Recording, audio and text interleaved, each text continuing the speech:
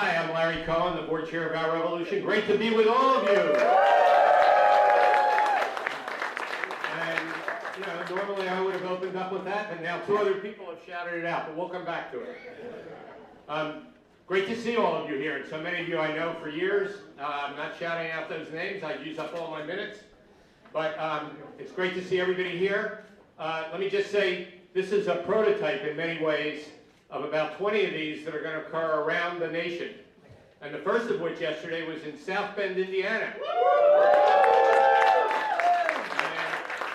if you want to read more about that, go to the website of the South Bend Tribune or ask the folks, a couple of folks here, including Joseph, were there. But it was awesome yesterday. 100 people in whose hometown? Mayor Pete. Saying, Mayor, we want to change South Bend. We want to have decent housing here. We want to end what the police are doing here. In any case, that was not part of my 3 minutes, so now I start. And I've had some eye issues, so off go the glasses.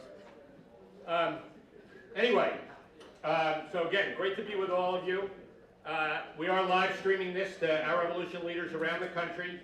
And this one is different in that the people we invited here, it's not like an open meeting, you got invited here because you're involved in Virginia. Who's here from Virginia? That's amazing. Or you're here from Maryland, Our Revolution Maryland. And some are here from the new chapter in D.C. Who's here from So this is different in that way. And again, the folks who are watching around the country, many of them are going to be running their own event like this. And this is meant to be, well, this is what it's like. And the second thing is, we have Our Revolution board is here. We're meeting today and tomorrow. And this gives folks in this area a chance to say to them, we want to see this, and we want to see that, and we want to see this. You're all good at that. And now they're thrilled that they're here. But we do have a reception. It's not a lot of food. If anybody's hungry, you're going to be disappointed. It's too expensive here, and you don't want to spend any money on that. But in that hour, is a good chance to meet them. I just want to ask them quickly to stand up and shout out your name, since I do have a problem with this eye. I can't see everybody. So board members, stand up and just shout out your name. Not all at once. Lucero Mesa. That's South Carolina and Vermont. Hi guys, Richard Rodriguez, way here in the back. Illinois. That's Illinois. Jane Club, Nebraska. And where's that shy guy from Texas?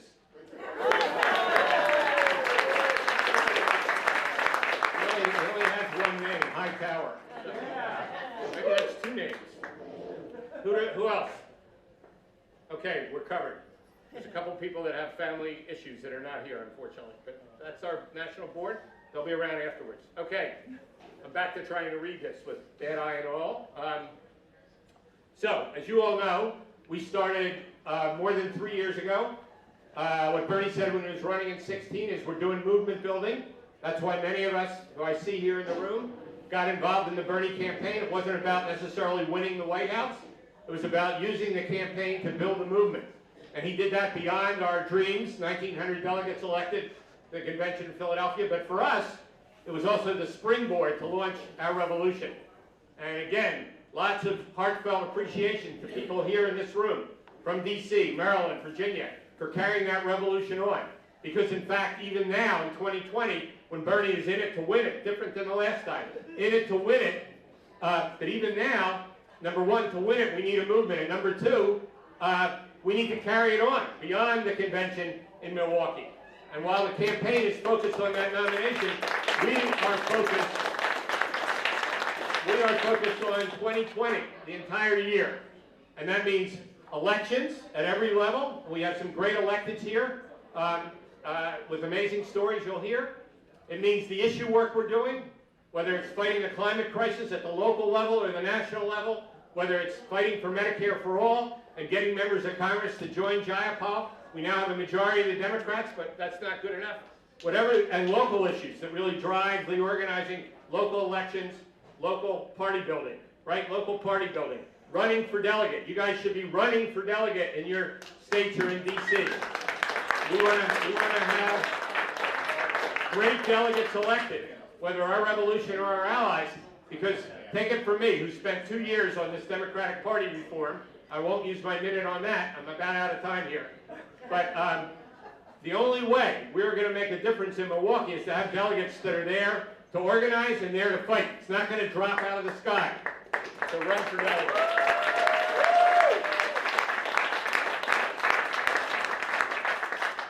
And so for us, so for the campaign, right, that's about these first 4 or 5 primaries, including California. Very hard for any campaign, even Bernie, to staff up beyond that. For us, it's about the 50 states. It's about D.C. It's about the 5 territories, even the Democrats abroad. All 57, 54 primaries, 3 caucuses. But beyond that, it's about all the other people nominated in those situations. It's about the people who run for delegate, run for county executive in more than 3,000 counties. And it's working with allies to make that happen. So it's local organizing, city by city, county by county, state by state, that we build our power. And that's making a difference. And again, you're going to hear a lot about that. But for example, in 2019, our revolution endorsed about 100 candidates, and a majority won their election. And many of those who didn't made it, and you're going to hear from 1 who didn't and 3 who did. And they all made a difference in terms of movement building. That's our criteria. It's not looking for easy elections to tally up a scorecard. It's about making a difference through the election.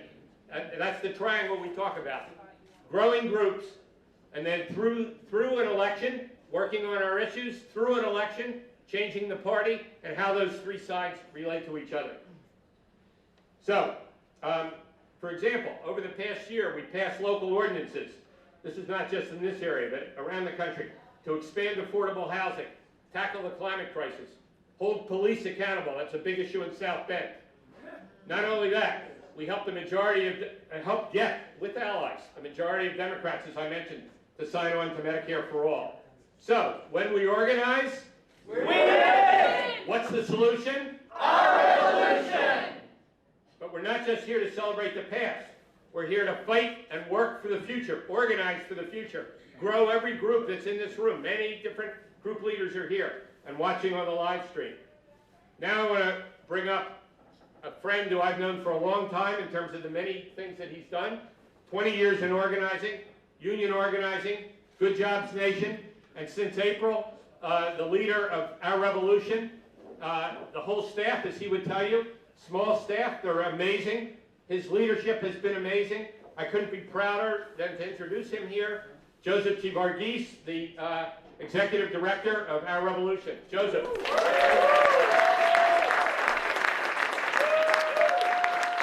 give it up for Brother Larry Cohen, our chairman leader. He is a true revolutionary. For decades has been fighting to make sure that every human being has an opportunity to live the life they are called to live. So again, thank you, Chairman Cohen. Okay. So, brothers and sisters, we all know this. 2020 is a must-win moment for Bernie and our entire progressive movement. It's the best opportunity that we have to transform our political system and take back power from the corporate elite who are destroying our country and our climate. We know that there are more of us than there are of them. And if we come together and organize, we will win. Brothers and sisters, that's what we are gearing up to do here at our revolution. Yesterday, I was in South Bend, Indiana, for our first in the nation Organized to Win 2020 event.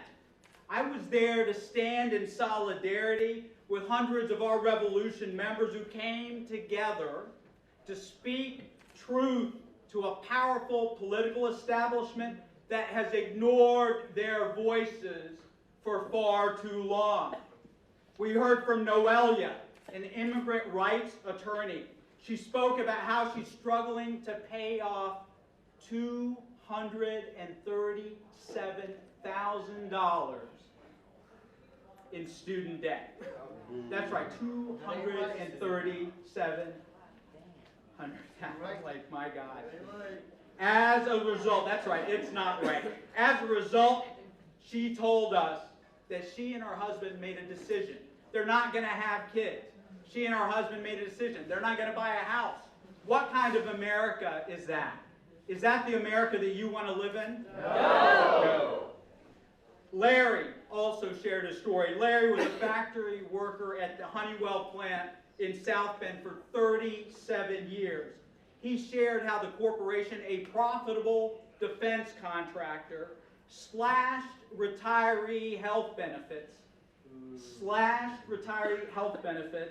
and then, to add insult to injury, shipped jobs to Turkey. This is under Donald Trump. Ogechi, a recent college graduate, talked about how Obamacare failed to cover the full cost of her mental health care treatment. After she attempted suicide, she got a $6,000 bill. Is that the America you want to live in? No! Kat Redding talked about how her brother-in-law and other African Americans have been gunned down by an unaccountable police force. Is that the America you want to live in? No! And Jordan Geiger, our co-leader of our group in South Bend, talked about how gentrification is displacing generations of South Bend residents. Brothers and sisters, yesterday our members came together to put the South Bend establishment on notice.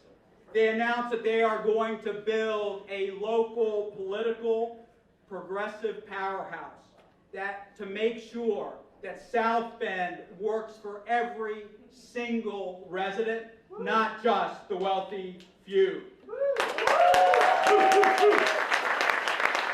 and sisters,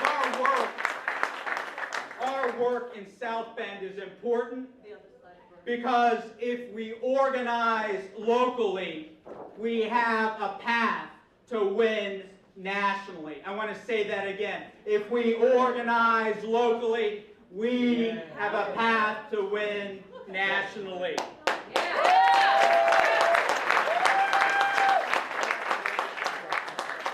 Brothers and sisters, the truth is that South Bend is no different than any other city and town in the United States. From coast to coast, the American people are struggling. They are struggling to live the American dream. They can't afford an education. They can't afford a house. They can't afford to have kids. They can't afford health care. And in too many places in our country, people aren't organized to take power and create the life that they are called to live.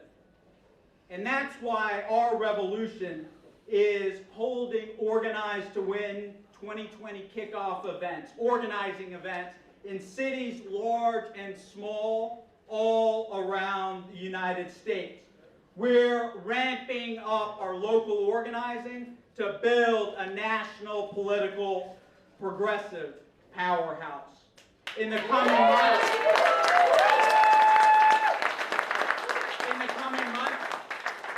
we'll be holding kickoff events just like this in over 30 cities, like Nashville, Tennessee, Columbus, Salem, Olympia, Detroit, Houston. Right, because the political revolution doesn't just start in Iowa and New Hampshire and the early voting states. It starts right here with the grassroots in every single state in the union.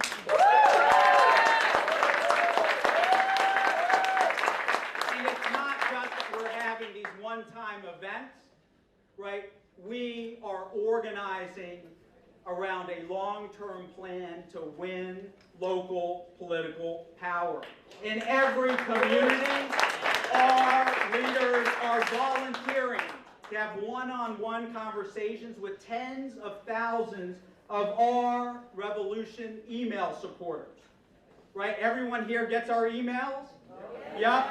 Well, the truth is the people who read our emails are the most salient folks in our universe. They are the folks, right, who we can move, we must move from being online collectivists to being on the street activists. And that's what our groups are doing all around the country. We are contacting our email supporters and saying reading an email is not enough, clicking on a link is not enough. The revolution needs you to volunteer, to door knock, to run for office, right? The revolution needs you to win. And through our Organize to Win 20 campaign, our members are going to come together at a local level to define an issue agenda, right? They're going to come together to identify a slate of candidates, progressive candidates, up and down the ballot that will run with Bernie, that represents the values of Bernie Sanders and our movement. And not only that, in every community, our folks are going to organize to take over a Democratic Party that does not represent the will of the people.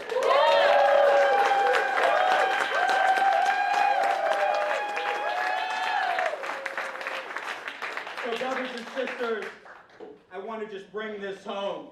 By organizing locally, we can win nationally.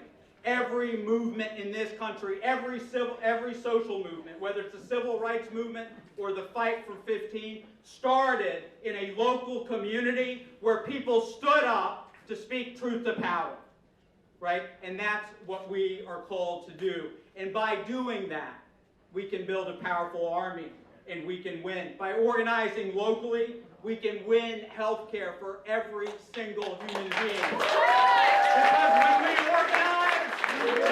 When we organize, we win. By organizing at the grassroots, we can end police brutality. Because when we organize, we win. When we organize, we win.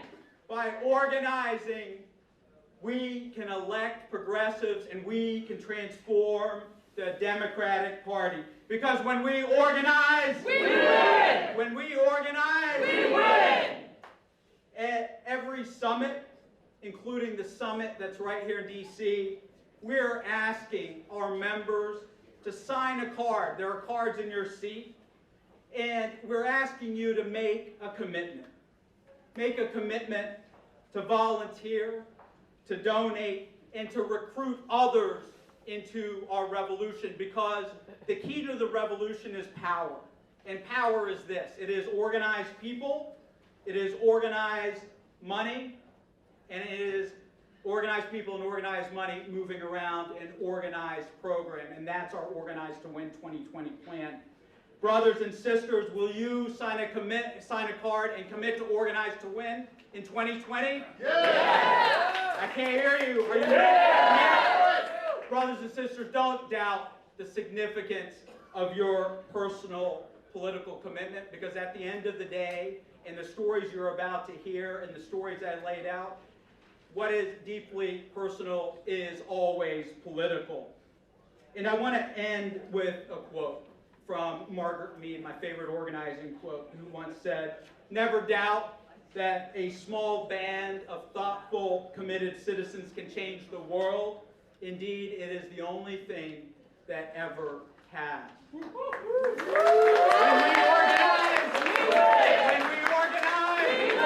we're now going to hear from a powerful lineup of speakers who represent our national leadership, people who are organizing in places from Texas to South Carolina, our board members.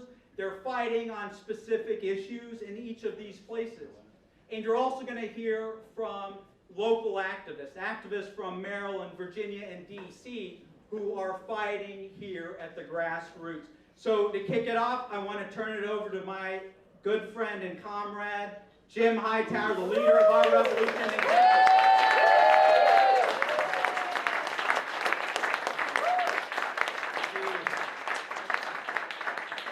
Thank you, Joseph. What a great opportunity to follow up with you and to come behind Larry Cohen. I've been working with Larry for years, trying to get him to break out of his shell and just say what needs to be said.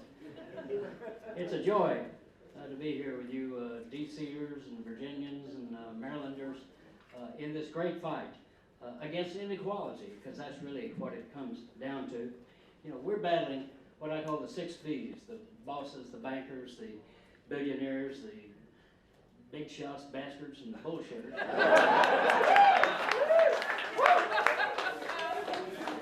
And nowhere is that power of inequality more disgusting than in the area of healthcare. That's right. And our revolution is taking the lead on that issue, going forward with it, as Bernie has for years. Here we are, the richest nation, not just in the world, in the history of the world. Yet we've got people struggling to get this basic health care. It is a national travesty, can we say, that thousands of people die each year because they don't have adequate health care. It is a national travesty that we spend twice as much per capita on health care than any other nation, yet get the worst results. It's a national travesty that 1 in every 6 Americans is saddled with past due medical bills, a debt. Medicare for all is the solution.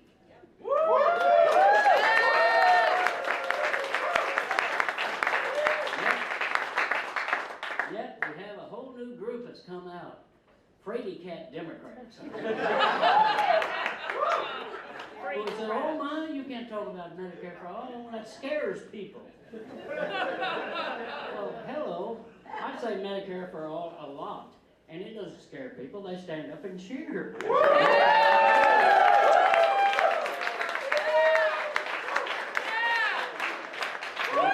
might have seen earlier this week, New York Times poll, 81% of Democrats support Medicare for all.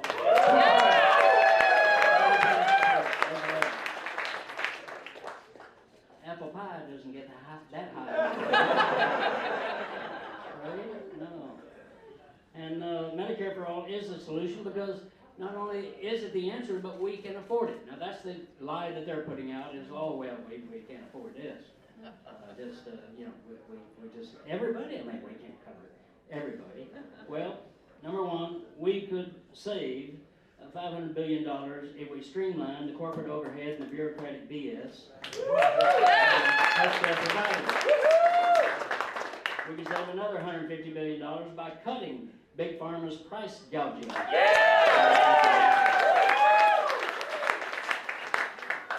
And we could continue the current government spending all across the board on health care, which now is about $1.8 trillion, and add a 10% payroll tax on all employers and contractors, and that is less than they are now paying. So they will benefit as well, and that will provide the money to cover every single American, and every single, not just CEOs and Congress critters, every single man, woman, and child in America would have full health care coverage, including dental and vision, mental and long-term health care as well.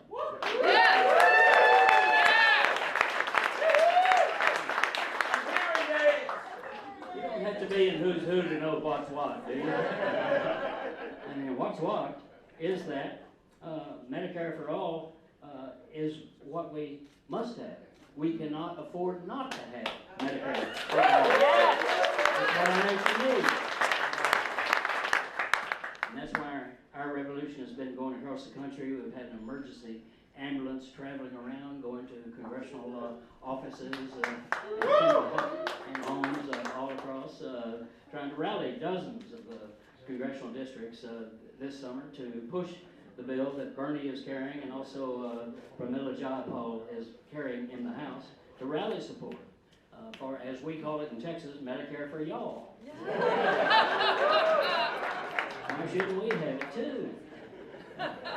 And as you probably heard Bernie say many times, healthcare is a right, not a privilege.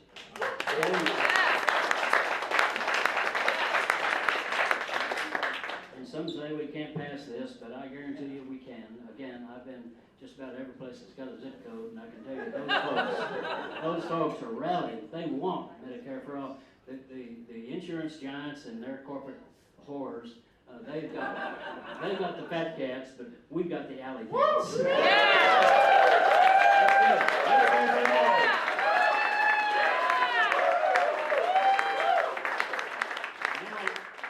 This is not just a coalition of those of us who want Medicare for all, for our personal families and et cetera, but it is a campaign for everybody. We've got doctors, nurses, musicians, they don't have health care. Farmers, they don't have health care. We can rally a broad coalition here behind this program. And we're going to hear now from a lady who's in front out there in Montgomery County, Dr. Laura Kaplan, our Revolution Montgomery activist, and talking about what it really means, not just to patients, but also to doctors. That's right.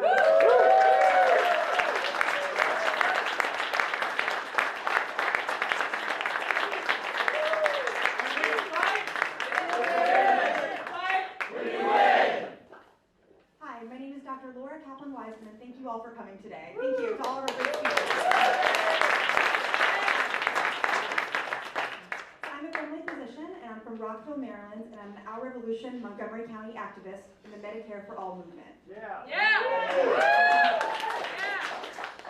As a primary care provider, I know firsthand that the Affordable Care Act does not protect average Americans from the ravages of our for-profit system. Since the implementation of Obamacare, the rising costs of insurance premiums, co-payments, and deductibles have far outstripped the minimal wage increases most workers enjoy. Many patients, insured though they may be, grow sicker every day because they do not have the money to pay the out-of-pocket costs that are absolutely essential for their health care. Meanwhile, the bottom lines of health insurers, pharmaceutical companies, and for-profit hospitals have ballooned to morbidly obese levels. Is that okay? No! It is not okay. One of my patients, for example, is an insured. He has health insurance. He's 38 years old. He's a teacher. He has diabetes and high blood pressure. His conditions went untreated for years because he couldn't afford the co-payments to pay for his medications, for his doctor visits, and for the supplies to check his blood sugar. Is that right that teachers who have health insurance can't afford to treat their diabetes? No!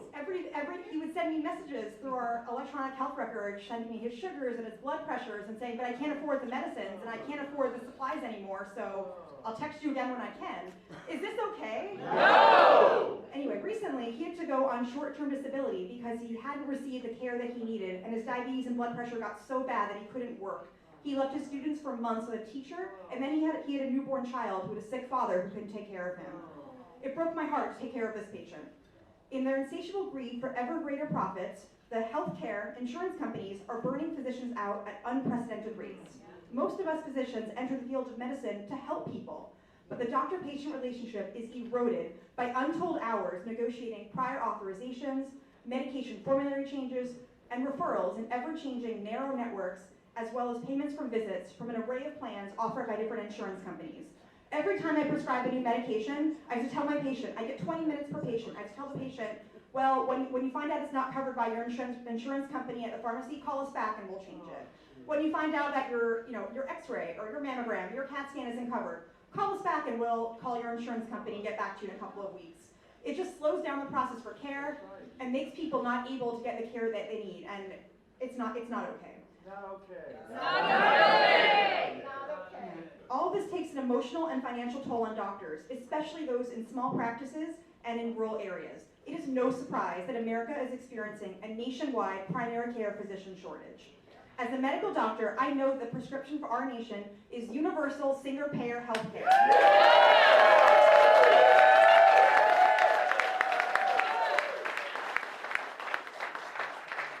And that's why I stand with Senator Bernie Sanders and Representative Pramila Jayapal. That's why I'm fighting with Our Revolution for both federal and state legislation guaranteeing health care as a human right now. Thank you. It's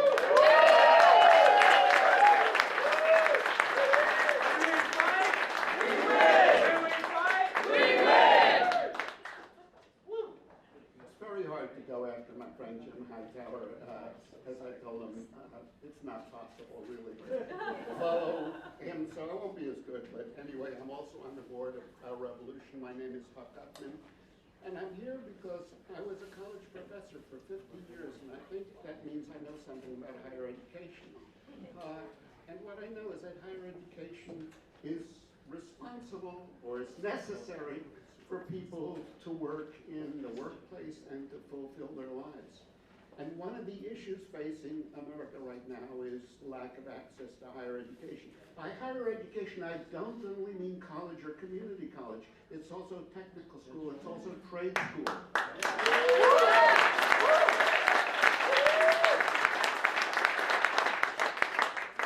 When America was founded, and then through the 19th century, more and more people had access to education, first K through 6 and then K through 12.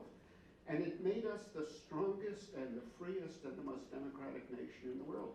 Now, often people need more education than that, either in college or in trade school or in junior college, but they need something more to succeed both in their own lives in this complex world, but also in the marketplace where they want to earn a living and where the demands are ever more complex. I also know that the high cost of tuition, and tuition has been rising everywhere. The high cost of tuition can saddle graduated students with huge and unaffordable amounts of student debt. Worse, even that the students have that debt, many students don't even think of going to college because they know it will cost so much and they will be saddled with debt. So that kind of expectation that I can't go to college, I can't go to technical school, I can't go to trade school is one of the results of the high cost of education. I want to talk to you a little bit today about what it means that so many people graduate with debt. Many of you have that debt still. I talked to somebody today who's in her 40s with a child in college who is still paying off her debt and her husband's debt even as they accrue their child's debt. Wow. More than 46 million Americans, that's really a lot of people, are suffocating because of student debt. That debt is $1.6 trillion. My friend Bernie likes to talk about numbers. $1.6 trillion is really a lot of money. It's like 10% of the gross domestic product. And it all goes to paying off student debt. I should add parenthetically that President Obama, I'm the only one who's going to mention his name here, was saddled with debt even when he became president. It's only when he had a best-selling book he could get out of all that debt.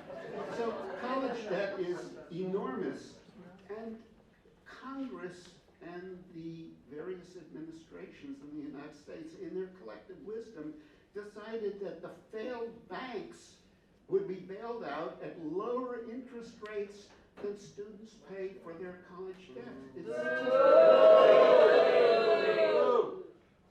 It used to be that students could go to state universities tuition-free. It was an access to the world ahead of them. But no longer. Tuition mounts higher and higher, and today even public universities charge exorbitant tuitions.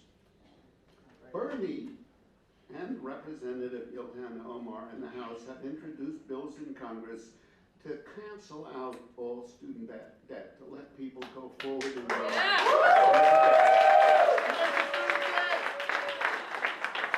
The impact of this would be transformative. It's not only that the lives of so many people would stop having to be put on hold. They can't buy a house, they can't have children because they're paying off student debt, but it would add $108 billion per year to our economy and create 1 million jobs. So this is a jobs program, not only a debt program.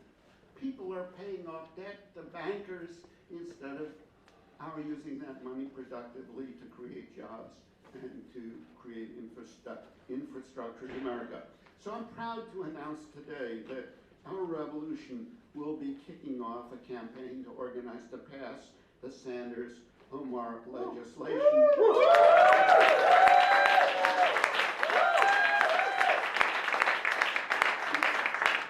We will cancel student debt, and we're going to hear about why that debt is so crippling from a leader in the movement to cancel student debt, Clayton Northcroft, who will be talking to us next. Clayton was forced to defer his own dreams of going to college because of student debt.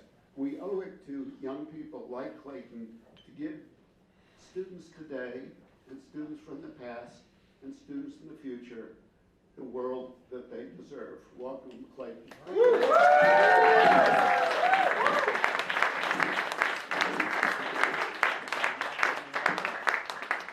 Hello, hello, how y'all doing? So welcome. Alrighty, thank you. I'm a little nervous. Let me get these nervous jitters out of me. Here we go. Thank you, I need you guys to feel the energy with me. Alright, let me just start off by saying, ladies and gentlemen, that the state of the revolution clearly is very, very strong right now. But brothers and sisters, the state of our union is facing many crises, and I am honored to be here tonight speaking about education and the student debt crisis. I am also here tonight to express my support for Senator Bernie Sanders and his revolutionary ideas that will transform this country. So my generation was told that if we wanted to get the best paying jobs, that we would have to go to college and get a good education. So in 2009, right after high school, that's what I did. And to make a long story short, because I don't have too much time, my first year of college did not go as planned. I don't think I was quite ready for life. So what I did is I just took a short little break.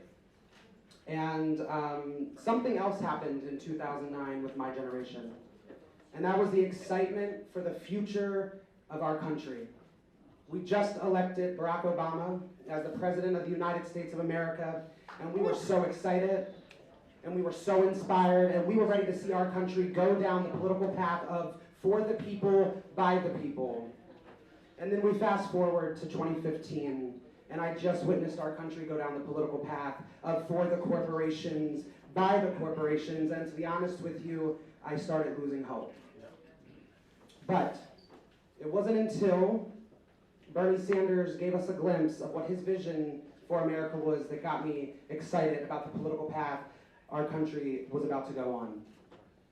One of my goals in life is to become an early childhood educator. I've always wanted to be an elementary school teacher because I got to witness firsthand what it's like to have amazing teachers at such a young age. But I never ever imagined that my dream of becoming a teacher would have so many financial obstacles and roadblocks. So in 2017, after that short little break from 2009, I enrolled at my local community college, and I went to the financial aid office, and they told me that I made too much money to get assistance, and the only thing I could do was take out student loans, even though I was living paycheck to paycheck. So my only option was student loans, so that is what I did. I couldn't afford to pay out of pocket for college. And I remember the first year, 2017, that was my first year in college, taking out loans. I was excited. It was very inspiring, and I was excited to be back in school. And then something happened that happens to a lot of Americans. My car broke down. So that was the end of the road, literally, for my car and for my education. I now have about $10,000 in student loans, and I don't even have a degree. So here I am today at 28 years young, working as a bartender at the Guinness Brewery in Maryland. What's up, Guinness? They're watching me on live stream. So. Thank you, Benji, for taking my shift. And you know what? I'm okay with being a bartender because the last time I checked, bartending is the last stop before you get elected into the House of Representatives.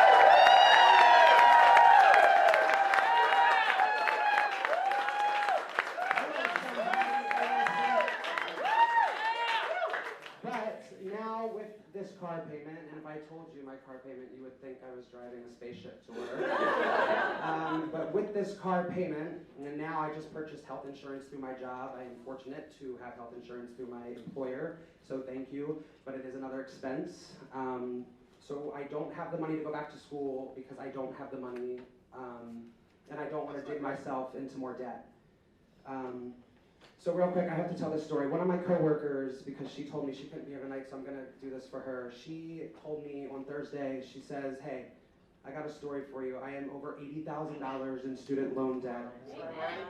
And because of that, her monthly payments are $700 a month. And her mother cannot retire because she is helping not only her, but her 3 brothers and sisters pay off their student loan debt. And she looked at me and she said, Clayton, I don't see the light at the end of the tunnel. And I looked at her and I said, oh, there's light because there's a political revolution. And that political revolution is happening right now in our country, and she knows it because she has a Bernie Sanders sticker on her bumper. But sometimes we have to pick each other up. And I told her, I was like, we're going to do this, and please live stream and get ready and get everybody involved. And this is why I support the idea by Bernie Sanders to cancel all student debt. Most of the people in this country who have student debt are people like me. They are people like me.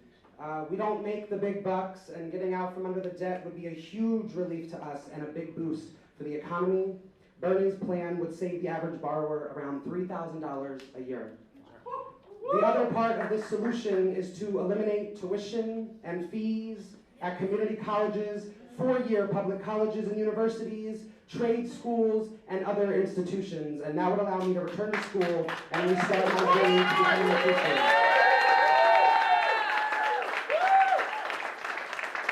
And let me just say this. I am also supporting Bernie Sanders because he also has a plan to fully fund historically black colleges and universities in this country. And it is time that you stop treating poverty as a crime in the richest country. When people tell me we cannot achieve these ideas because we don't have the money, I refer them back to 2008. When Wall Street came to the American people after their recklessness and after their greed, and they asked us to bail them out, and now we're coming to Wall Street, and we're telling them it is your turn to bail out Main Street. Sorry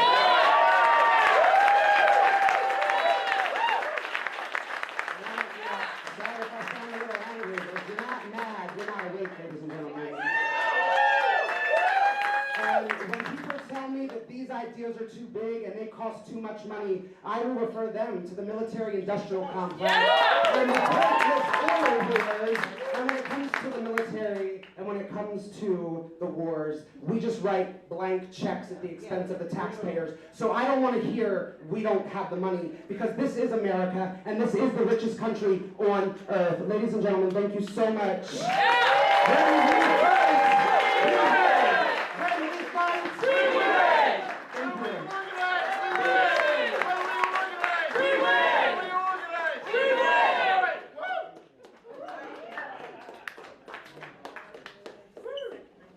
Oh my gosh. I know all the people speaking before me were so good, so I am going to try to do my best. My name is Lucero Mesa.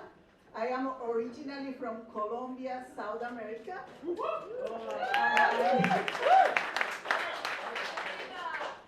When I got married, I moved to Venezuela with my husband, and in 1986, we came with our youngest daughter to the United States for my husband to pursue his PhD.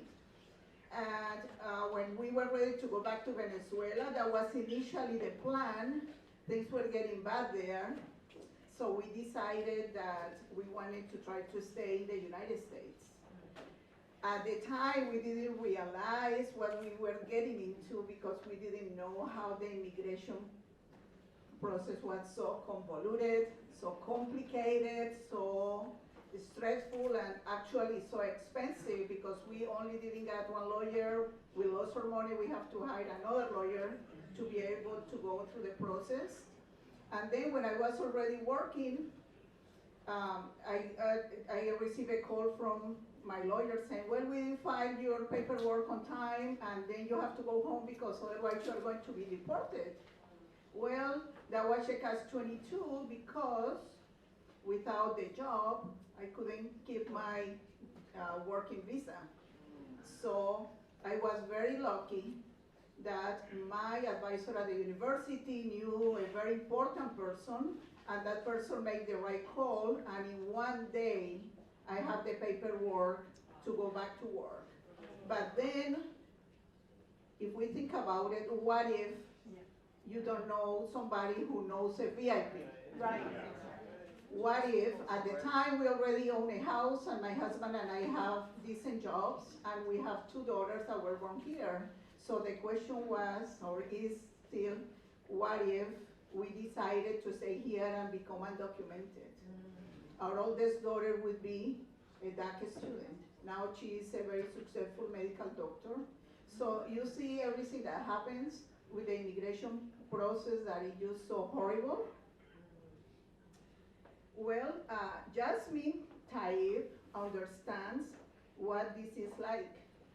After coming to this country as an undocumented immigrant more than 30 years ago, she'd spent years fighting for sensible immigration reform. And she continues fighting despite the ever-growing list of inhumane policies the Trump administration has imposed. These policies are making life even harder for people seeking safe haven in our country from unimaginable atrocities and those seeking a better life for themselves and their families, as people like Jasmine have done since our nation was founded. This administration has deported 800,000 people. Is that humane? No. And at any given time, there are more than 50,000 people detained by ICE. Break up the ICE! Break it up! Yes. That's the highest number detained in our history. Is that humane? No! Yes.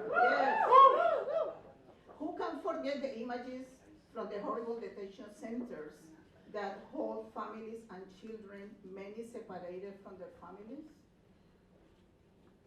This deportation and detention is also a big business. Massive corporations are raking in massive profits by shattering people's dreams and defying the very ideals our nation was founded on. That's not right. People over profit! That's right. That's why a revolution teamed up with Senator Jeff Merkley and the Lights of Liberty campaign to mobilize thousands of our members to fight to close those camps. That's right.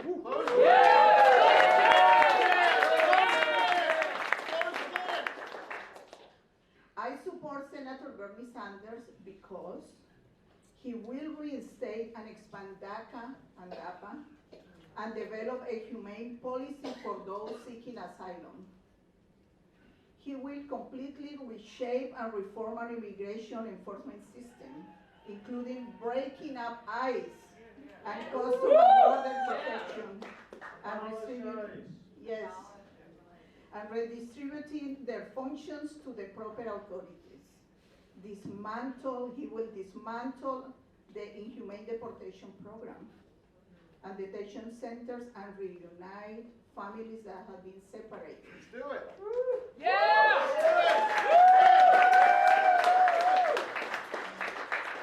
Now, I want to introduce Jasmine Taib, and a revolution member from Virginia, who will share her story about why this issue is important to her and our members, many of whom have been victimized by this cruel and inhumane system.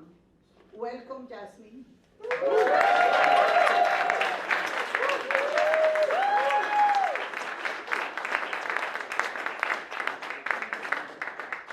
Great. Thank you so much, Lucero. I'm Yasmin Taib. I'm an activist and a human rights lawyer. I'm also a 2019 former OR endorsed state senate candidate in the state of Virginia. So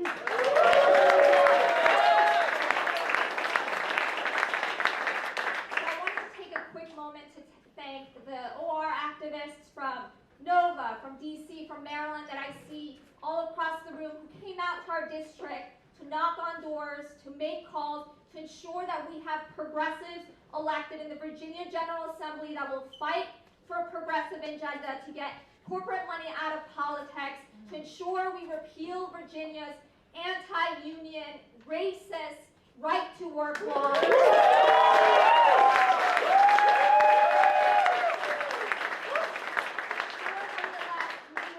Who will fight to ensure that Virginia transitions completely to a clean energy economy. So as some of you know, I came to the U.S. as an undocumented immigrant when I was in the 2nd grade. Now, as a citizen and a lawyer and activist, it saddens me to say that I've never seen the assault on our immigrant brothers and sisters that we see today. From Donald Trump's Muslim ban to the separation of families at our border to turning away refugees, we must act quickly and forcefully to end this unconscionable exercise of government power and discriminatory policies advanced by this administration.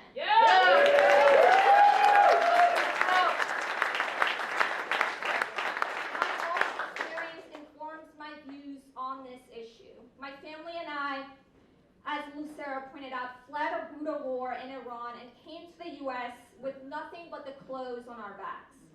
That experience of crossing the border in Tijuana when I was 7 shaped the course of my life.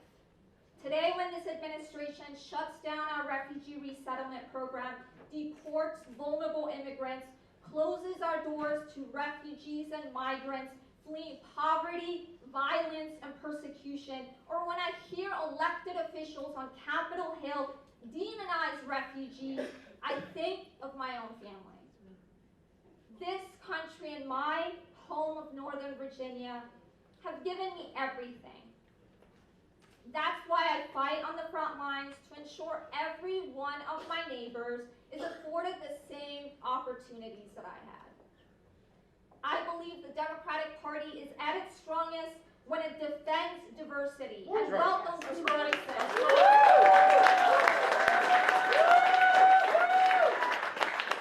That's why I admire Senator Sanders, because of his commitment to fighting for the most vulnerable in our communities. As Americans, we have an ethical and moral obligation to live our values and be a light and hope for those fleeing terror without regard to one's religious or ethnic background. I'm standing before you today because of Americans who believed in that ethic of welcoming the most vulnerable. I was given a chance. I wasn't turned away at the border. I wasn't kicked or separated from my mother. I wasn't kept out of school because I didn't have documentation. When immigrants are under attack, what do we do?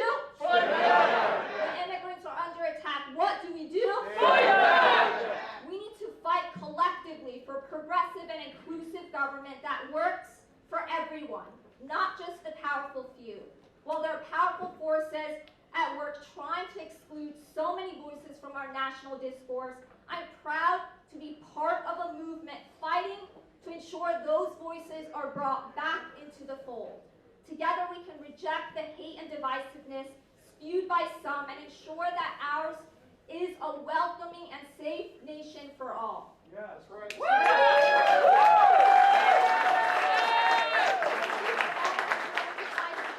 Here in the DMV area, in the U.S. and globally, I'm proud to fight alongside you.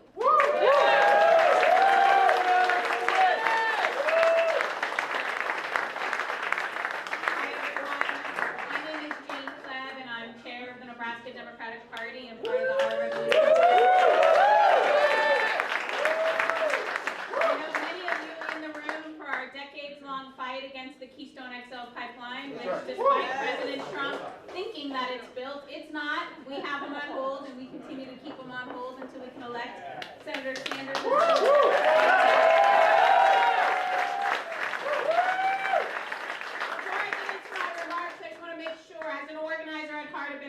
For 20 years, fill out this card.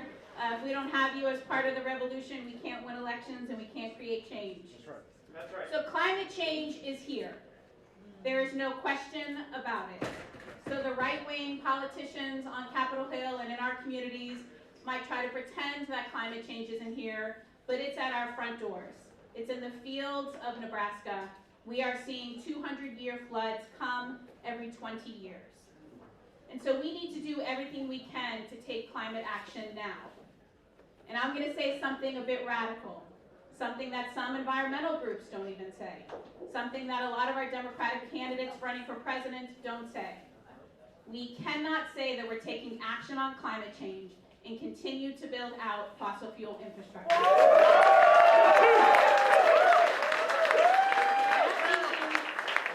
means no new pipelines. That means no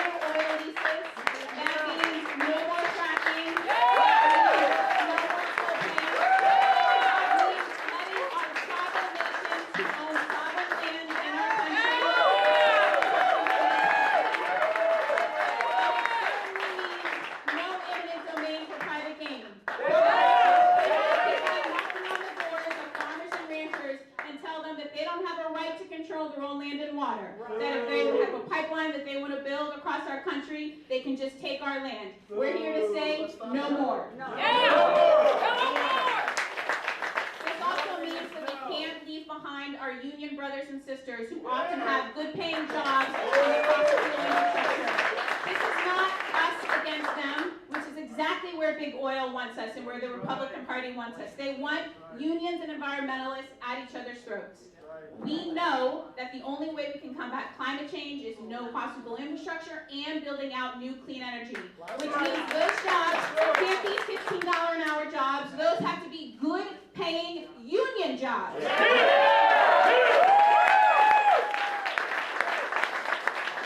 Our revolution deeply believes that we not only have to be fighting in the streets, but we also have to be fighting for reform inside the Democratic Party. Why we took this fight directly to Chair Perez in demanding a climate change debate. And while we were not successful in getting that climate change debate, we moved the needle forward. What did happen as a result is we now have the DNC Environmental and Climate Crisis Caucus. That would have never happened without that push.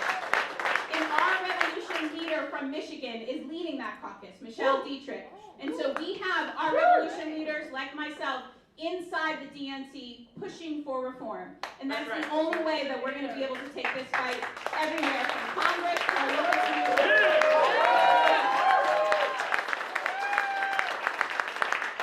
As chair of the Nebraska Democratic Party and the head of Bold, Nebraska, I'm on the front lines of the Keystone XL pipeline. And as I've written in my book called Harvest the Vote, How Democrats Can Win Back Rural America, comes out January 21st. You can pre-order now. Oftentimes, just like they try to demonize people who are fighting pipelines as terrorists, which is the most ridiculous thing, we've also seen farmers and ranchers be demonized when it comes to climate change. And I can tell you this, they are taking climate action right now. They're installing solar and wind. They're installing cover crops. They are installing water sensors. We have to come together as a community and not let the Republican Party and big oil continue to divide us. Like the people that are going to come up and speak right now, that's when real change happens. In Montgomery County, Maryland, which is the home to several of our nation's most diverse communities, the climate crisis is not only an issue about land and water, it's an issue about justice. And as we've seen around the globe, climate change is having a disproportionate impact on rural communities and on communities of color. This is how they try to continue to keep us down. But that's why I'm proud that County Executive Mark Elrich and our local revolution activists have been working together to tackle environmental issues right here in our backyard. Our work is most powerful when it's intersectional, when we don't let our differences divide us. And climate action is one of those issues that brings us all to the table. We are all seeds of resistance. And let's keep on growing together to build a strong movement and get those folks elected like Mark Elrich.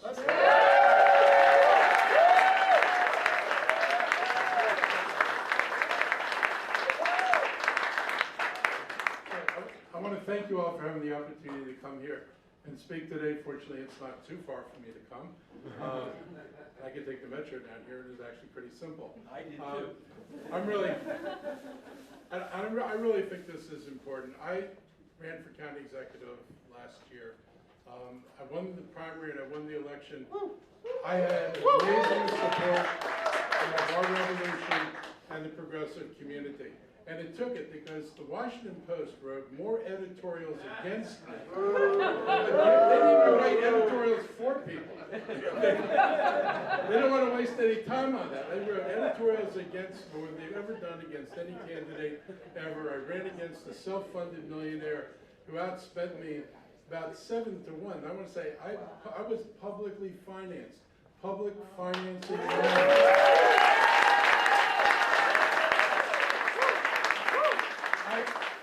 I spent 12 years on the county council. I lost 4 elections trying to get on the council.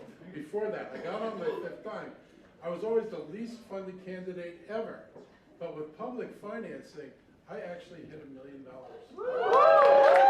And I hit it in the primary, and then I turned around and got it in the general. And I got it because of a movement like this that was willing to do the work and talk to people and get the message out there. big people who worked hard beat big money. That's right. They beat the developers, they right. beat the Washington Post, That's right. and they beat self-financed millionaires. So I gotta thank you for that.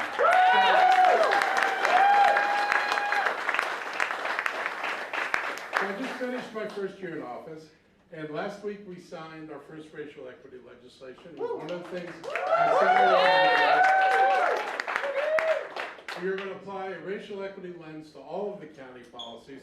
We're going to start thinking about what we're doing.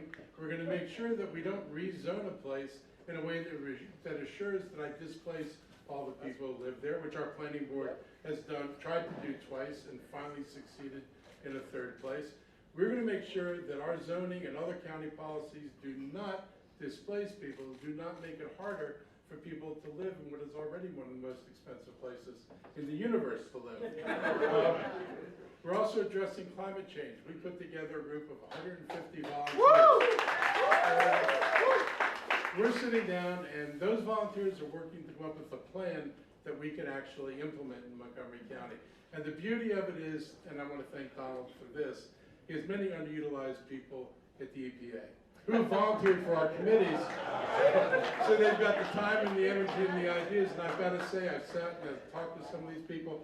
We've assembled an amazing collection of brain power to work on climate change. And I'm really optimistic that within the next few months we'll begin unraveling some of our plans to go forward. I've especially targeted our incinerator in Montgomery County. I opposed the incinerator when it was built more than a decade ago, and I'm still opposed to it, and we've got a way forward. We're looking at what we can do to increase our recycling rates. We're going to begin to do food recycling, which other people have done. This is not rocket science. We're getting into it, and we're going to make sure that we become leaders in recycling so we can manage our waste stream, we can get ourselves out of incineration. So this is what happens when you elect somebody who can actually lead. I have the ability to set direction and to set a tempo, and with the support of progressives in the community, we begin to change a dialogue. So I'm going to say,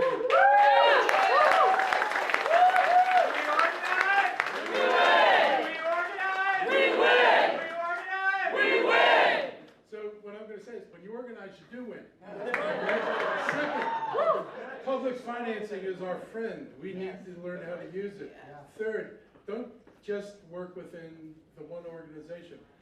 Do what they did back in the 80s. Insert yourself in school boards, in neighborhood associations, and all of the groups where people in your community come together to talk about their community. We cannot surface as an organization or frankly as candidates in the months before an election. We have to be present so that when people are looking for candidates, they look around and they say, this person speaks really well. He understands the concerns of my community, and I wish he was interested in running, or she was interested in running for office. That's what we need to do. And so I encourage you, whatever you do here, double down wherever you live in your communities and do the work that you need to do in your communities so people look to you for the kind of leadership that people need. And so with that, I'll say thank you very much. I'm really, the thing that excites me about Bernie's campaign is he doesn't retreat. He's thought this out long. This is so clear on healthcare. He is so far down the road in thinking this thing out that somebody can't trip him up and force him to say, oh, well, maybe not, maybe later. He knows what somebody said earlier. It works. It's ultimately affordable. We're paying too damn much right now, and nothing can be more expensive than the most expensive healthcare system in the world that we've already built. So he's got the ideas. He has them across a wide spread of issues. This is our year to win. We need to win.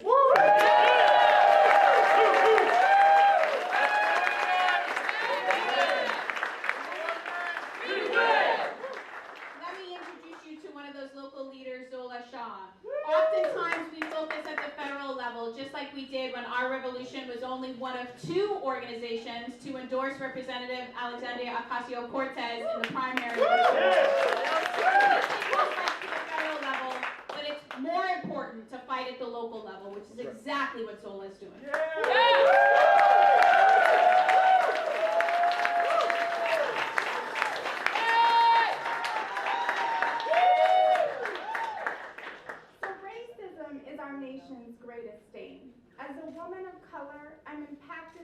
racism every single day and have personally experienced pay discrimination. However, the greatest impact on the future of Black and brown communities exists at the government policy level. And it's been centuries of policies that have created the racial inequities we see and experience today. Now, Montgomery County has a reputation for being a pretty forward-thinking place. However, when we started talking about racial equity in our county, having community conversations, listening to stories, and doing grassroots organizing, the truth about disparities and privileges surfaced. It felt like there were two different counties. So when our county council president, Nancy Navarro, and our county executive, Mark Elrich, decided to do a countywide study on racial disparities, the results and data further motivated communities to get engaged and act. We saw that race, by far, was one of the biggest factors affecting success outcomes for our county residents. Across income levels, we saw tremendous racial disparities. For example, in 2015, every single child expelled from the county's public school was Black or brown. That ain't right. Let me say that again. Black and brown children were the only children expelled from school in a county where white children that same year made the largest racial group. There was no disputing it. There it was, literally in black and white, the disparities and the privileges. The data proved to be one of the best tools we had as we put together our plan to achieve racial equity. Fast forward to November 2019. After a lot of hard work by a lot of people across communities, the Racial Equity and Social Justice Bill was passed. I'm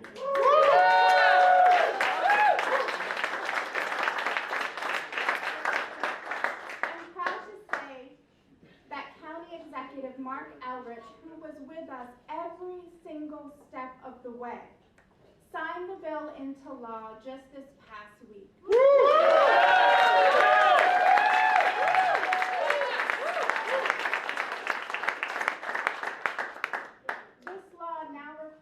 All future bills to include a racial equity impact statement. The law requires each county department to submit a racial equity plan. It creates a new Office of Racial Equity and Social Justice within the executive branch. It establishes an advisory committee with 7 county representatives and 8 community members to oversee the implementation.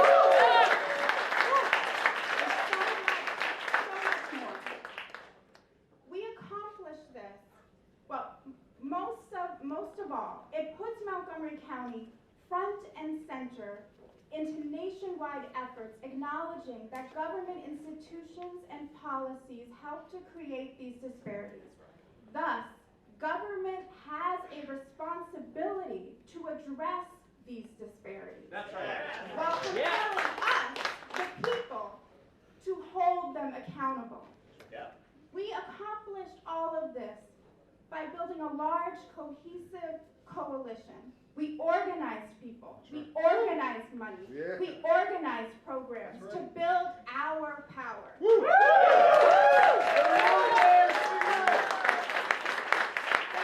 so much work to be done. As we get ready for 2020, I look forward to building our power to make racial equity a reality in Montgomery County and all counties across our country.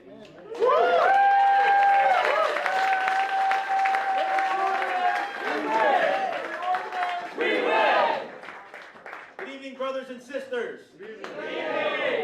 When we organize, we win! When we fight, we win! When we organize, we win! When we fight, we win! Brothers and sisters from coast to coast, thank you for joining us this evening. My name is Richard Rodriguez. I'm a national board member with Our Revolution.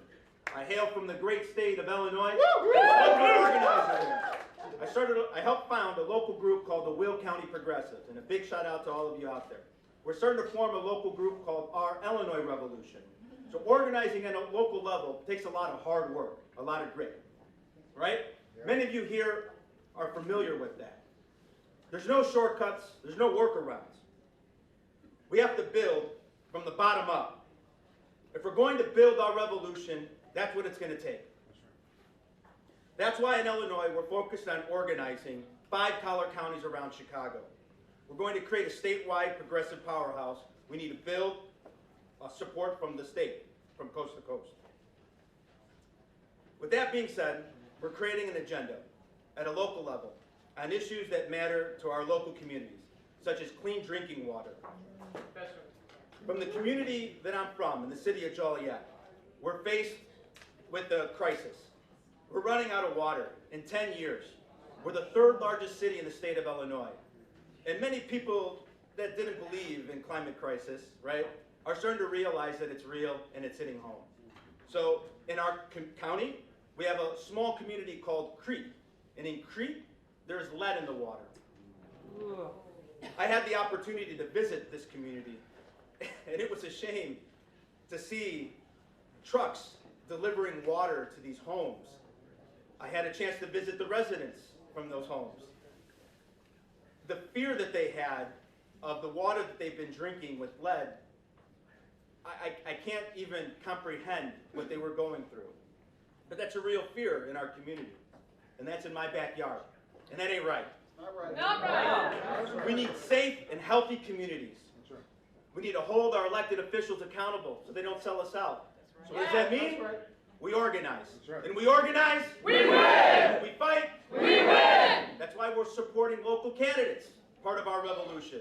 We endorse local candidates that will represent us, from our local school boards to our local city councils to our county boards to our state house. And we're also people running for Congress, right? And we're also supporting for president. Our man, Bernie Sanders.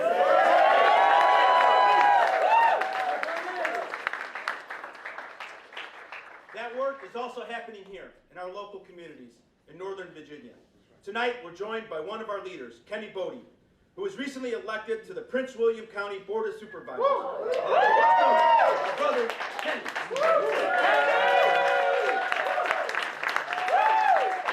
Good evening, revolutionaries.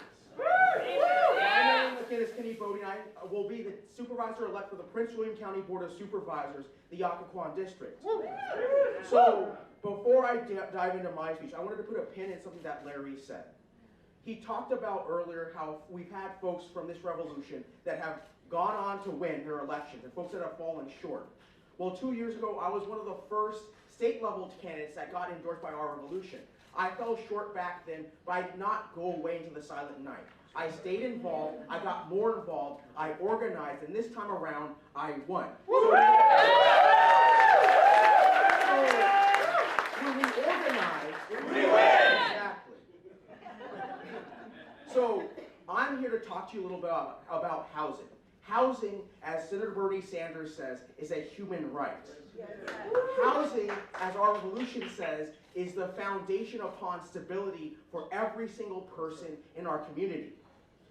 We can do that because when we know that when people don't have stable housing, they fall through the cracks. They can't get a job, they can't get a driver's license, they can't get into higher education, they can't get anything they need to move forward. And I felt this personally because 3 years ago, on top of everything else that was crappy that happened in 2016, I lost my mom to homelessness and substance abuse. We know what happens when people fall through the cracks. And we also know that this is an intersectional issue. You've heard about it in terms of the workers, you've heard about it in terms of climate crisis, you've heard about it in terms of education. We also know that a lot of this stuff has historical roots in classism and racism. Housing, I don't have to go back that far. We have redlining. We have the lending crisis where over time, although the tools of the 1% have become more evolved, their outcomes are the same. The working poor stays down, the middle class shrinks, and the 1% gets enriched and empowered. And we cannot have that anymore. So, what's the economic argument for fair housing for all? We know that when folks, like I said, do not have housing, they can't get access to jobs, can't get access to an education, and they fall through, they end up in emergency rooms where they can't get health care and what have you.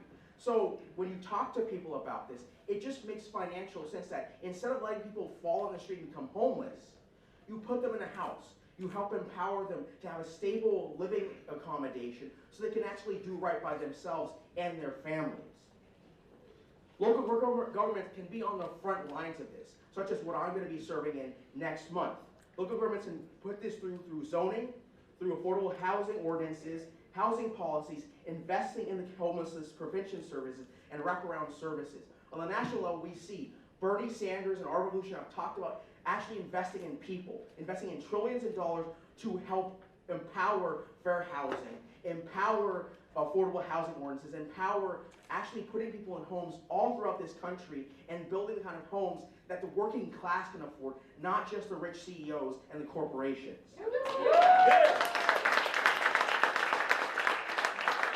So I will leave you with this. We begin fighting for justice at all levels by fighting, as Bernie Sanders says, from the bottom on up. We fight for revolution and real change in our community from the bottom on up.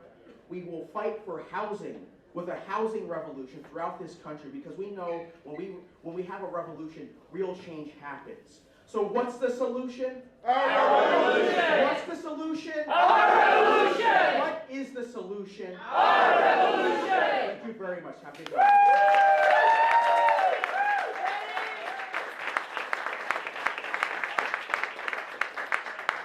I'm back. This is the last part of the issues that unite us all. So remember this triangle, right? The issues are why we get involved. We want to be happier. We want to govern, not just protest. We use elections. You've heard from amazing elected people, and it's the campaigns. We're not going to win all the time, as you just heard. And it's the party building in some way. Whether it's the Democratic Party or in other parts of the country, it's independent parties. But it's some kind of party building. So when we elect people, we have an organization like our revolution to hold them accountable. It's not just about the individual. Well, this last section is dear to my heart. This is workers' rights. Yeah.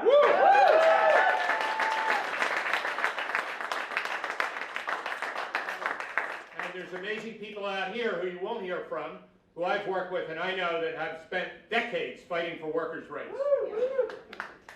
But we're going to hear from strikers at TransDev. Yeah. Yeah.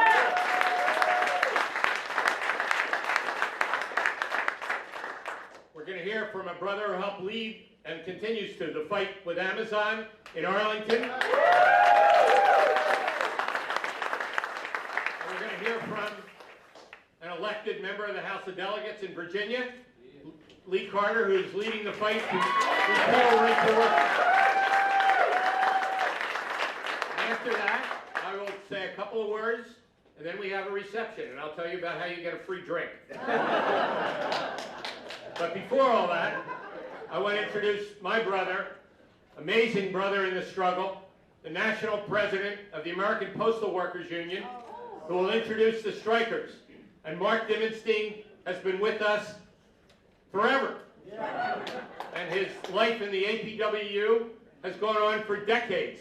And he shows that from the bottom up in a postal mail ballot, you can get elected to the highest office in that national union. And he just got reelected again. Woo! But just as importantly, he supports and has supported from the beginning Labor for Our Revolution, Labor for Bernie, and Our Revolution. I'm so glad that he is here to talk about the strike at TransDev for a minute and introduce them, but also to say it's not just the right to strike, it's the strikers who put it on the line who fight for all of us.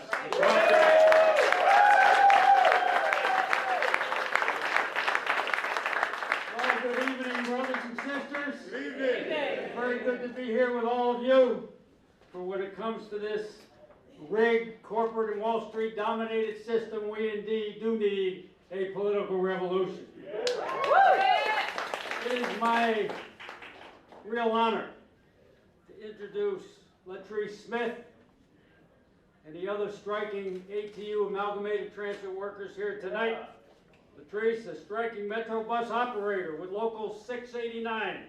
They've been on strike for 47 days and counting. That's right. She's going to share and discuss her personal experiences with the cost of privatization, an issue very dear also to postal workers, and the critical role that unions play in protecting living wage jobs, protecting public safety, and standing up and protecting the public commons and the public good. Please welcome Sister Latrice and the other ATU strikers here tonight.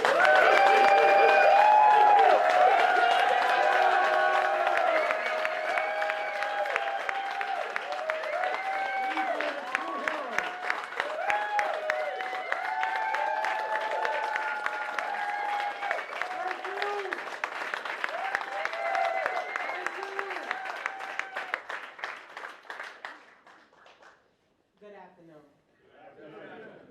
I'm gonna piggyback off of something that he said.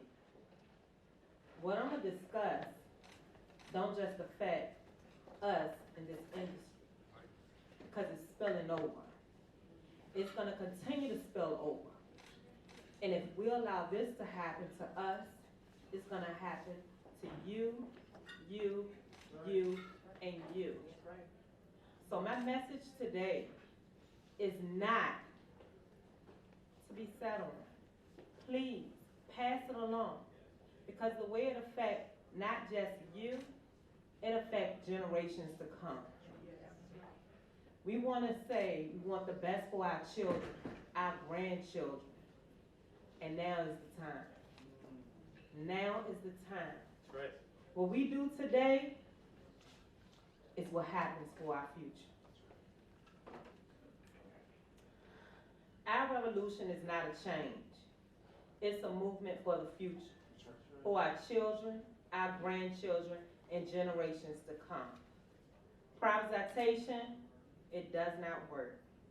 It happens at the expense of good jobs, equal work for equal pay, workers' rights, and our ability to support ourselves and our families.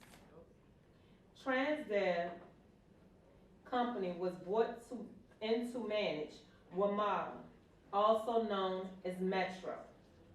Transdev is asking drivers to operate unsafe, illegal buses that don't have proper inspection and or registration. Perform work without getting paid and using various tactics to avoid paying us fairly and honestly, including undercutting our health care. That ain't right. I'd like to give you one example. About 6 weeks ago, before we went on strike, our drivers was asked to operate a Metro bus that had failed a brake inspection 6 times. Let me repeat that. Brakes. 6 times that will not pass a basic inspection. Driving unsafe buses put passengers, drivers, and everyone on the road at risk and should not be tolerated. Unfair and unsafe working conditions are the main reason for us going on strike. If it weren't for the strength and support of our local, we would not be able to bring these safety issues to management without fear of losing our jobs. As it stands, Transdev is trying to use management rights to limit the access to the bus garage for our local. This is one of the many issues our local is fighting for now. I want to thank the commitment of our local ATU 689 and the international and all of the other supporting groups, people, and everyone around to join us in our fight. That's right.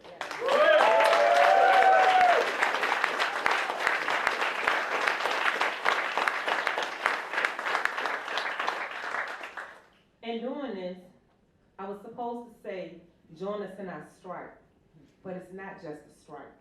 It's our fight. This is our fight, not one person, ours. our collective efforts have lent encouragement to the nearly 800 Fairfax County connector bus drivers who are also having issues with TransDev to go on strike. Northern Virginia is shut down.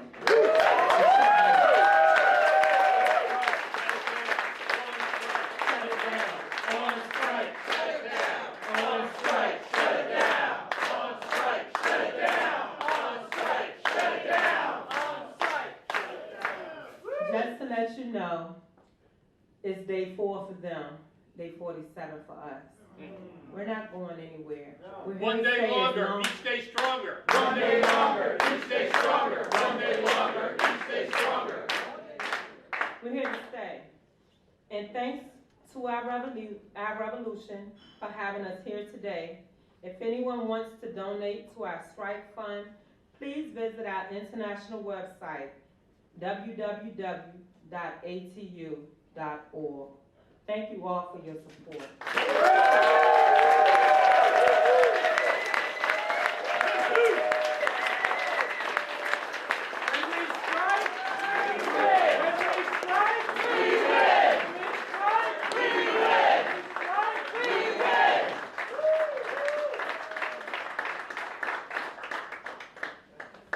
Next, from our revolution, Arlington, right? Arlington. Roshan, which rhymes with ocean, Abraham. He instructed me to learn to say his name correctly. So now everybody knows. Thank you. And more importantly, is the struggle that he's helped lead at Amazon to do whatever we can do in this moment and beyond to deal with this gigantic, not only billionaire leader, he's worth over $100 billion, it's disgusting, but for the rights of workers there and for the community in terms of what Amazon is bringing to Northern Virginia. Roshan.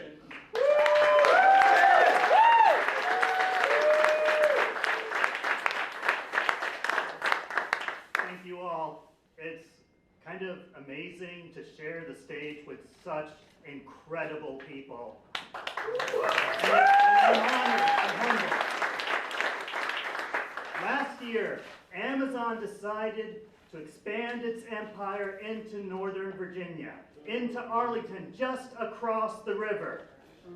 And at that time, lots of state and local officials, practically every elected official, including the 5-member board of Arlington County, comprised completely of self-proclaimed progressive Democrats. All of them said that this would be a great development for the surrounding economy. There's some notable exceptions, and most of them are in this room.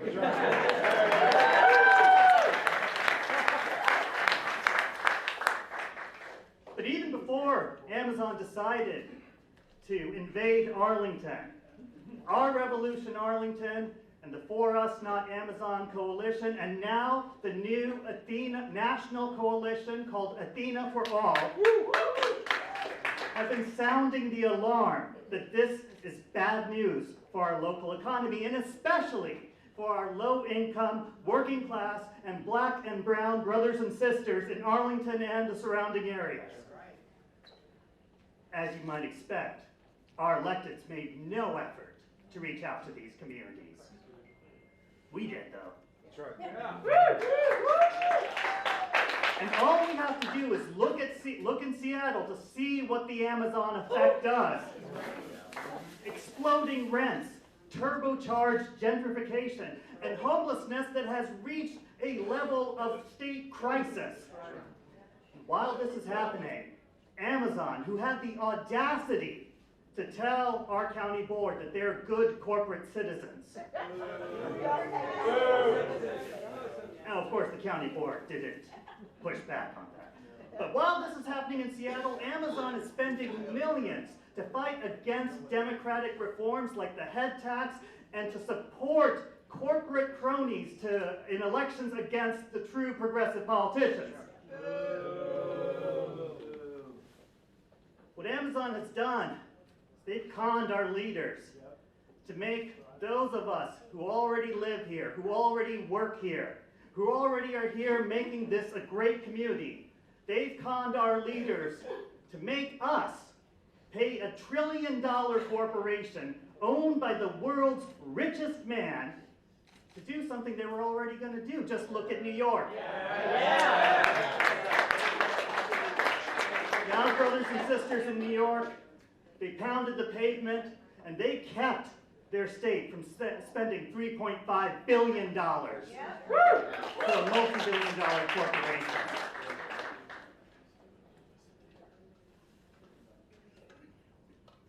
And all that money that is being sent to Amazon or any other corporation, those are our resources. And those resources should be going towards things like building affordable housing and creating sensible economic development that builds community wealth instead of exporting money into the pockets of billionaires.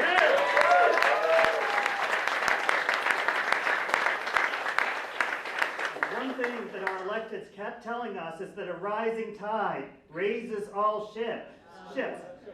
But that only happens if you're above water. And unfortunately, a majority of Americans are already drowning. And that rising tide, it's only going to push them down further. That's right. And our electeds are doing this for a corporation whose attacks against workers are well documented. The poor working conditions in their warehouses is well known. And their fight against unionization has been well documented. Amazon continues to fight against its workers. That's right. And on top of that, it's Amazon who fuels Trump's deportation machine. They provide the tech and the support that helps ICE target our Latinx brothers and sisters.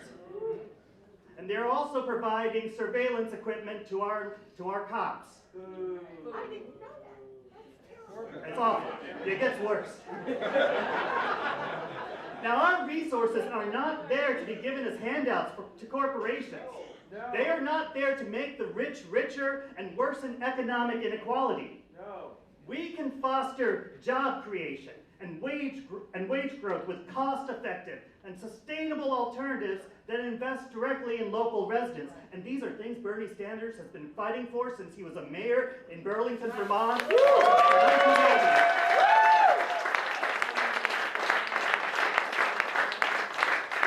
All resources should go to progressive priorities that include expanding public transit, ensuring that every child has a great education, and that includes college. And supporting the creation of worker-owned cooperatives so profits can go to the people. And fighting to make public banking a reality and investing in solutions to affordable housing like community land trust, something Bernie did in Burlington back in the 80s. In the 60s.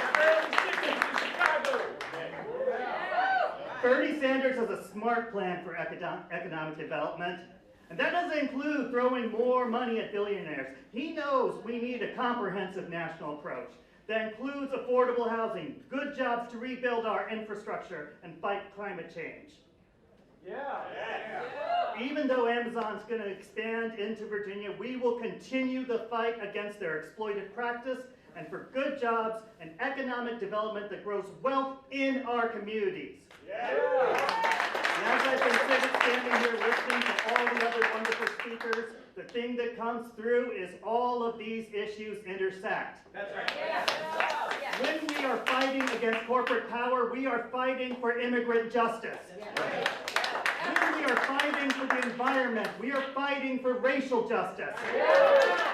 And when we are fighting for Medicare for all and universal college, we are fighting for economic justice. And we will do this with the help of all of you and our revolution activists and allies around the country. You could come to the ORA general meeting tomorrow, 7 p.m. So, I want to end by asking you one question. What's the solution? Our revolution! What's the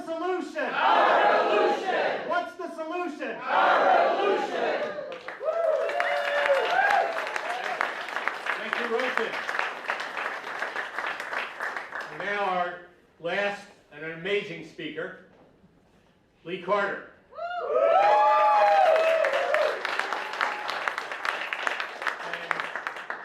Many have talked about the fact that now in Virginia, Democrats are in, quote, control of the state government.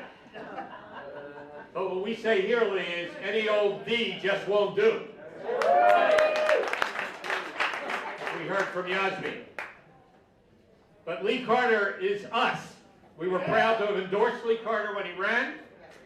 In many ways, he was inspired by Bernie Sanders to run in 2016. He's a true hero in every sense of the word. He stands for all of us, and he stands for repeal of right to work in Virginia. Thank you so much. How y'all doing tonight? You better than that. I said, how y'all doing tonight? My name's Lee Carter. I'm a member of the Virginia House of Delegates. I represent the 50th District. Now that's the city of Manassas and parts of western Prince William County. Proud to be recently re-elected. And I'm the only socialist in the Virginia General Assembly. So fun. But I didn't start off that way. I don't come from a normal background for a politician, right? I'm not a doctor. I'm not a lawyer. I'm not a realtor. I'm not a Rhodes Scholar who did 10 years consulting at McKinsey. I'm an electronics repairman by trade. And I don't have a college degree. When I got out of high school, I joined the Marine Corps. I had been told all my life that that's a way to do good, but I didn't realize that my willingness to serve was going to be stolen from me and exploited in service of a foreign policy that values control over the global south more than it does human life.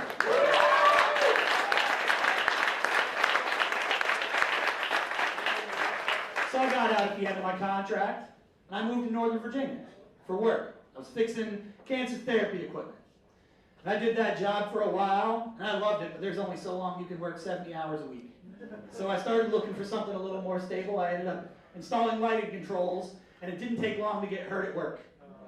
And I found out firsthand what happens when you need help and you don't have a union there to have your back. There you go. A non-union electrician had miswired an emergency exit sign and connected it to one of my communication wires.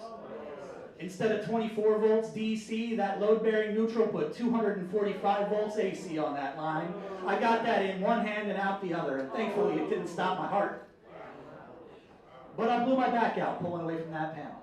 I couldn't walk more than 50 feet at a stretch for about 2 months. And the workers' comp docs just kept bouncing me around and trying to give me pills to get me out the door. And you wonder why we have an opioid problem. I had to pay out of pocket for a doctor to actually figure out what was wrong with my back and get me back on my feet.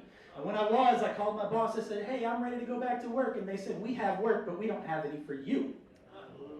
Because the company you were contracting for doesn't want you on their job sites anymore. They had the audacity to say that in those words.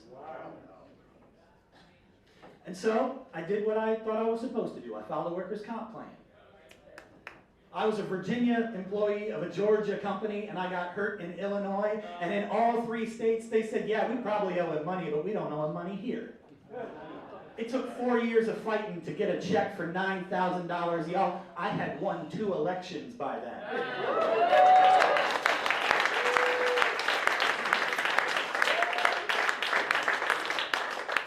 But I wasn't a socialist at that point. I didn't know what that meant. So I decided to run for office, and I said, we need some reform in our workers' compensation system so that people know that they're not going to get fired when they get hurt on the job. That's a reform. That's one specific thing that needed to change. And I realized that while I was in the military, I had some of the best health care that you could possibly get on a government-run plan, and I said, we need to make sure that we join the rest of the industrialized world and have a health care system that's fair and inclusive. Everyone can see that.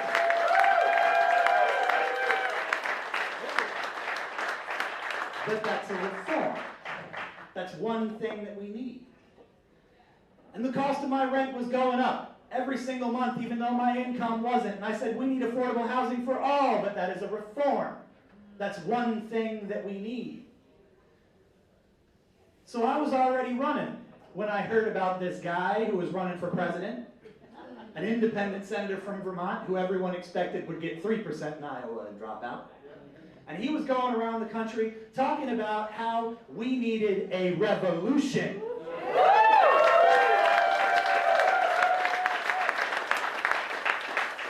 He was talking about how we needed an economy that works for everyone, not just the millionaires and billionaires. And he was going around saying all the things that I had always thought about how we could build a more fair society, but never had the words to express, and he called himself a socialist. So I Googled, what is socialism? And the more I read, the more I realized, oh, damn it, that's me. That's going to make this real hard. But that is what made me realize that we need not just reform, we need a revolution. And as I look out in this room, I see that revolution here today.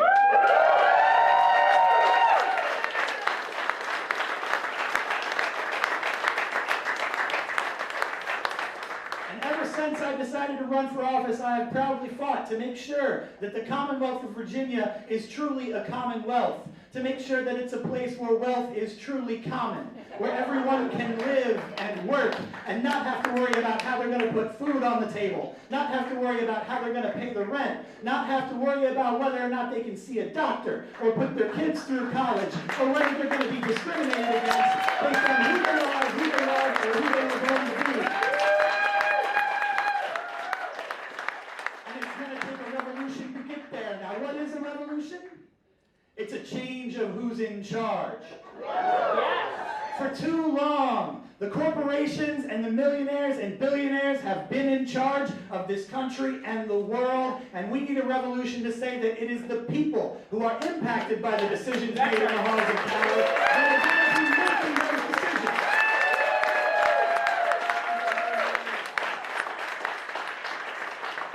And that doesn't happen with a single election.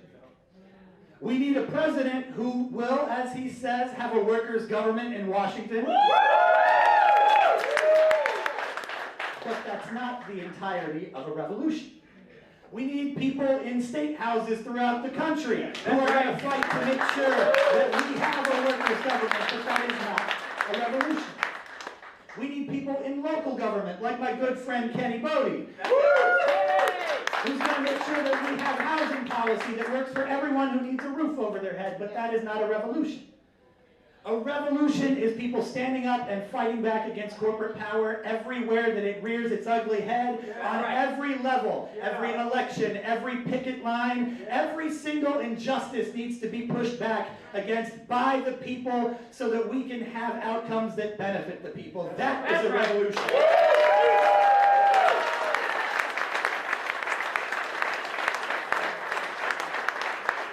And it doesn't take much to take your part.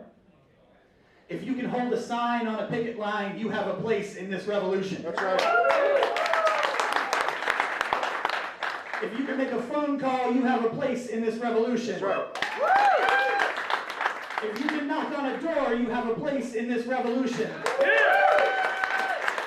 If you look around and you see that Virginia has 11 empty houses for every homeless man, woman, and child, and you tremble with rage, you have a place in this revolution.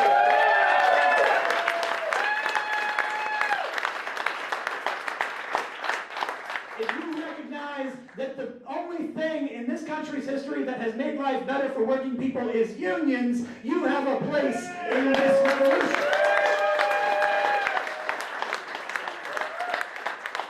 I'm going to tell you about one part of the fight for this revolution. Repealing right to work. Now that name is an intentional misnomer. I'm going to tell you a little bit about where it came from. There was a guy in the 1940s named Vance Muse. And Vance Muse was proud to be racist. Well, there's some things he said about his right to work bill that I can repeat and some things that I can't. But one of the things that he said as he was lobbying for this law in state houses throughout the South in the 1940s, including Virginia, was that if state governments don't pass right-to-work laws, that white women and men are going to be forced to join organizations with, and there was a long string of slurs there, who they will have to call brother or else lose their jobs. He lobbied for that law in state houses throughout the South until the day that he died in 1950. And let me tell you, Virginia passed ours in 1947. You can do the math. And that law is there specifically to divide the working class along racial lines and to make sure that people are fighting white against black and not worker against owner like we should.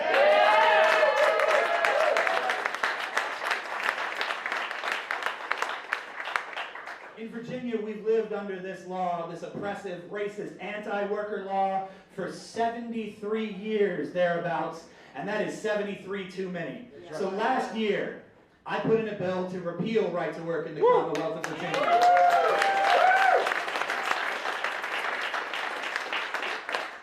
And there were a lot of people that were not particularly happy about that. There were a lot of Democrats that were not particularly happy about that. But they were real happy to take union money in their re-election campaigns, let me tell you. The Speaker of the House, though, Kirk Cox, a Republican from Colonial Heights, he was happy to see me put in that bill because he thought this is going to be a great opportunity for my members to fundraise. So he sent that bill to the Rules Committee. That's his personal committee, for now. Because he was going to send it to the floor and make everybody take a recorded vote. But a funny thing happened on the way to the floor. Several thousand union members and teachers showed up in the Capitol, and they said, you know what? This House Bill 1806, we really like it. And we are going to be watching how you vote on it.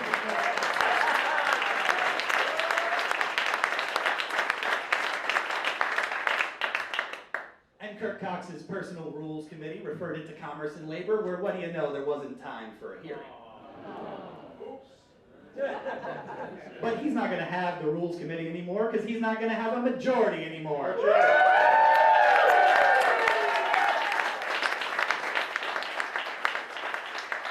So this coming legislative session, I am putting the repeal bill back in to make sure that we finally get rid of one of these last vestiges of racist, anti-worker discriminatory policy in Virginia law.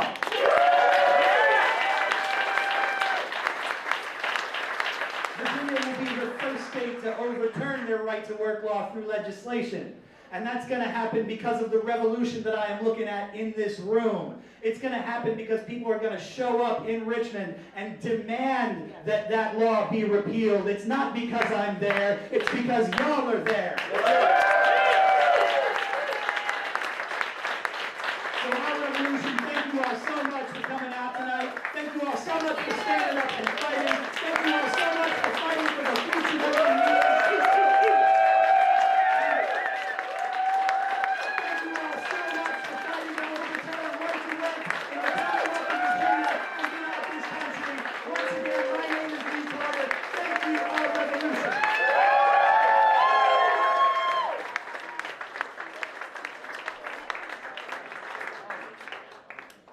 From that hug, his back is recovered. Okay. So, amazing group of speakers, group of issues, group of candidates. And remember the strategy that we have. It's to unite the issues that motivate us all with elections, with permanent sustainable organization. Call it party building, call it your Our Revolution group, call it allies. But it all rests on growing our groups that you all come from. You all got a card like this when you came in, or like this. There were two different versions. You get a ticket like this when you turn in this. And this ticket, I lost one, is for 2 drinks at a very expensive hotel, sadly.